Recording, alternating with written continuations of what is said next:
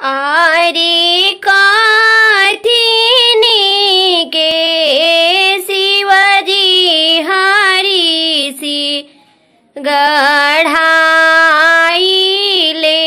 कथी लागेला करुआर।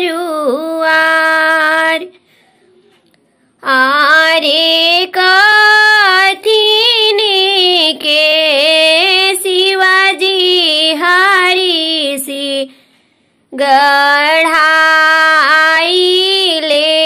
कथी लागेला करुआर। आरे सोने के शिवजी हरि सी गढ़ाइले रूपवे लागेला करुआर। बसहा बैल शिवजी खेत जोतवाइले बोइले जीरा अइसन धान।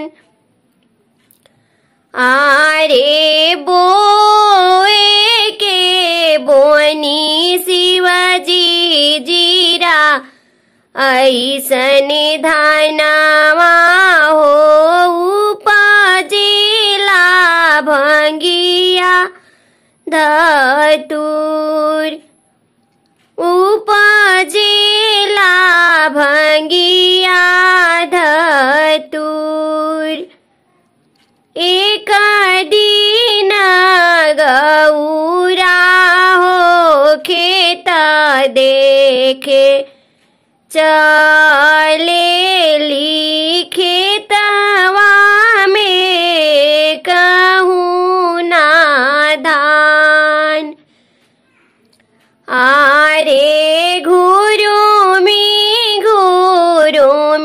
गौरा खेत नीरे खेली बीच ठैया बैठे मन मार। आरे घुरुमी गौरा खेत नीरे खेली बीचे ठैया बैठे मन मार। चार सखिया मिली गौरा सम झावेली सुन सखिया हमार। आरे ई होता शिव तीरलोक के ठाकुर इहे लगई है बेड़ा पार। आरे ई होता शिव तीरलोक के मालिक ई